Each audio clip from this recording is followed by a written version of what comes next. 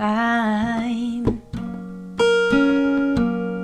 so in love with you.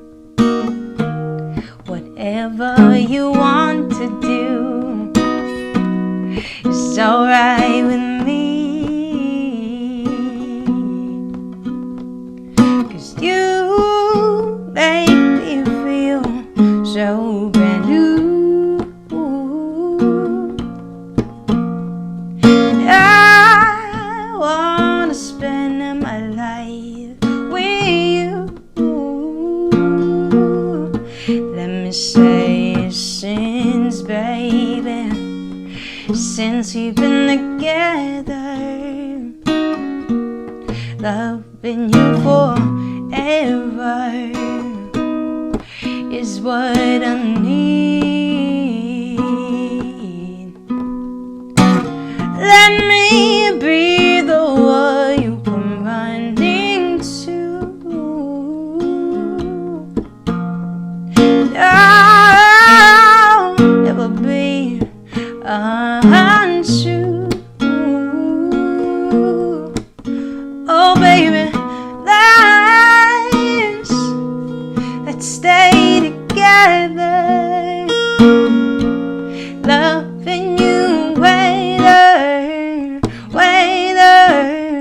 Sounds good or bad, happy your side. Ooh, ooh, oh yeah.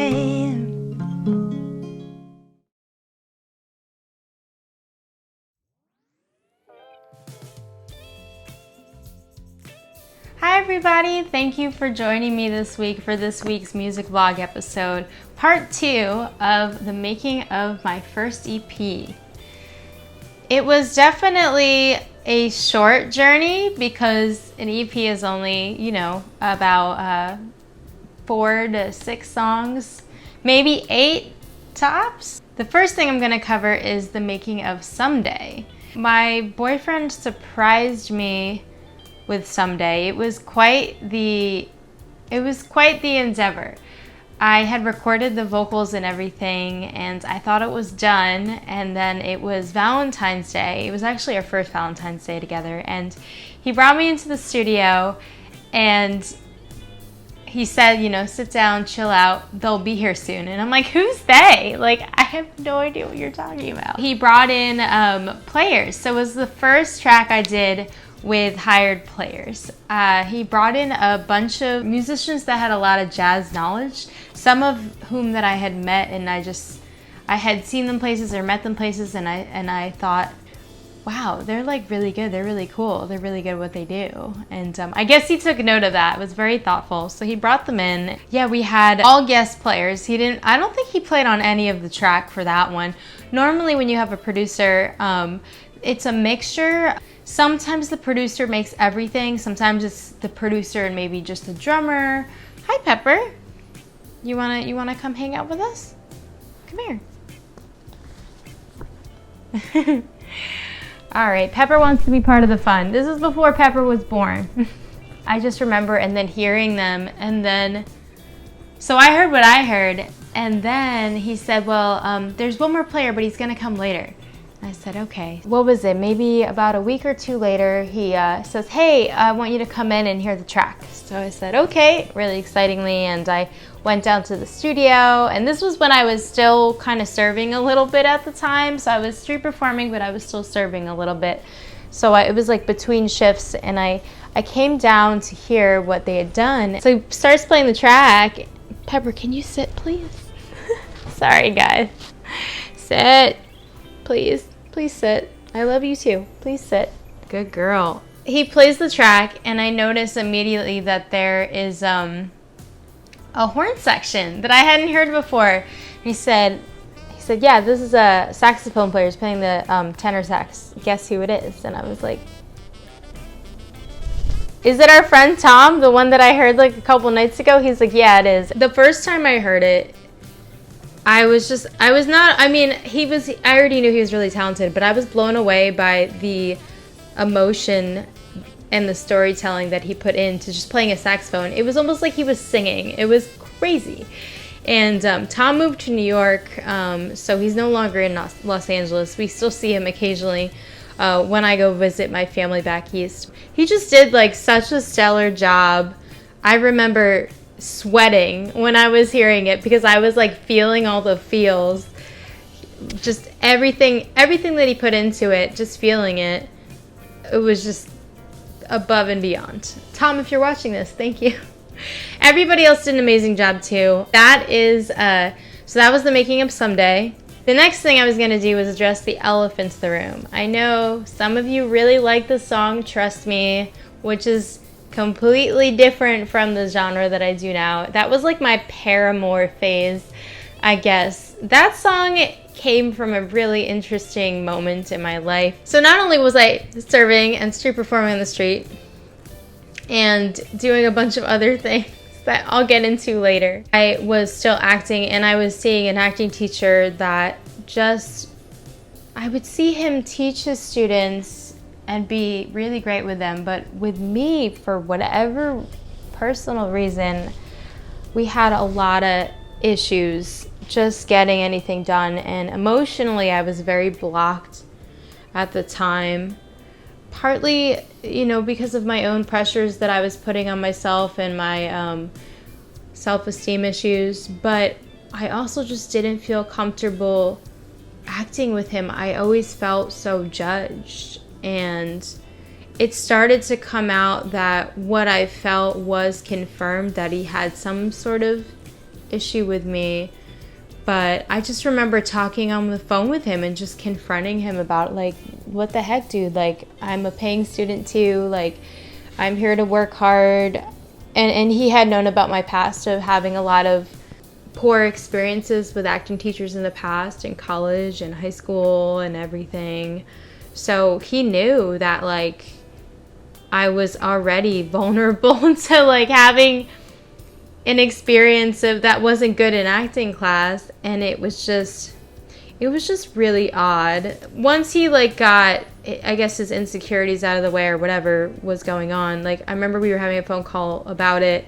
It was just, like, having trouble trusting this person to have my back when I'm having, like, my heart open for you on stage to receive. Trust Me came from that spot where I just couldn't trust my acting teacher, and there was just something about it that rubbed me the wrong way, and I couldn't put my finger on it. And I stayed for a long time in his class just to see what the heck it was, but also, like, hoping to move past it, and, like, because I would see the way he would work with other people, and I didn't know why my experience wasn't the same. So I ended up, after that, actually quitting acting, and it wasn't his fault.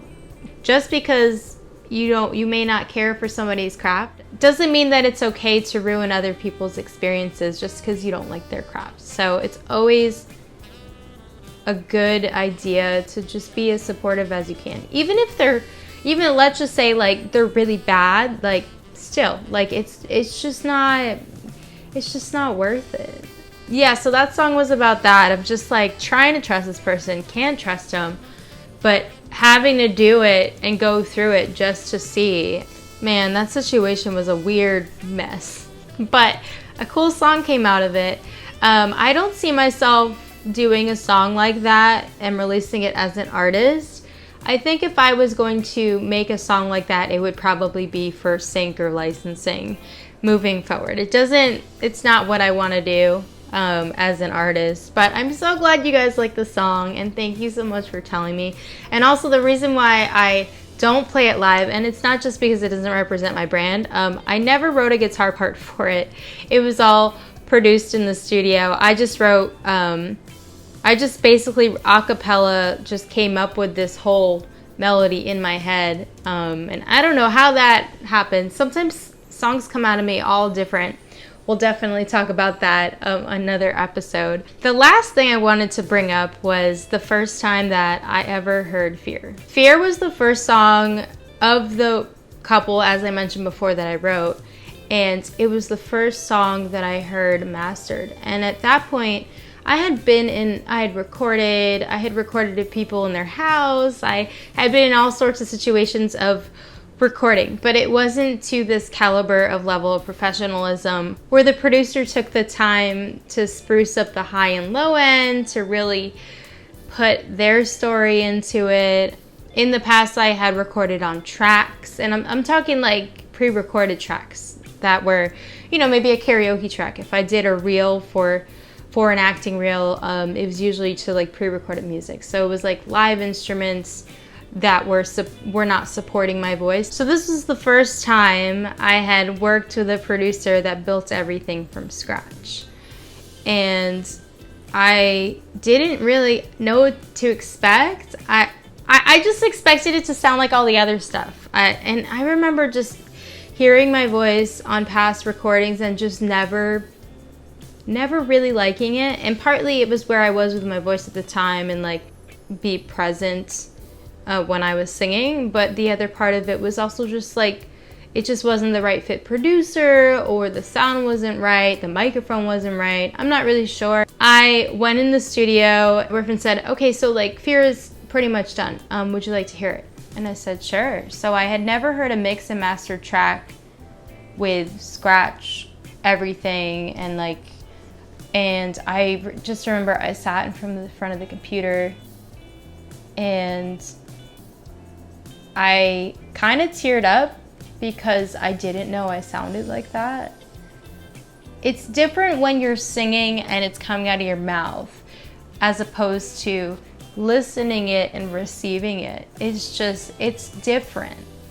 And that's why some people, by the way, when some people aren't good singers and they don't know, that's why. It's because you can hear, but it's different. You don't hear all the tones and textures that are coming out through your mouth, and you kind of have to tune your ear to be able to even hear part of it. I hadn't heard my voice fully produced like that, and so yeah, I teared up and I was like, this is really me. Like, did you do something to the track? Did you auto-tune it? Did you do stuff?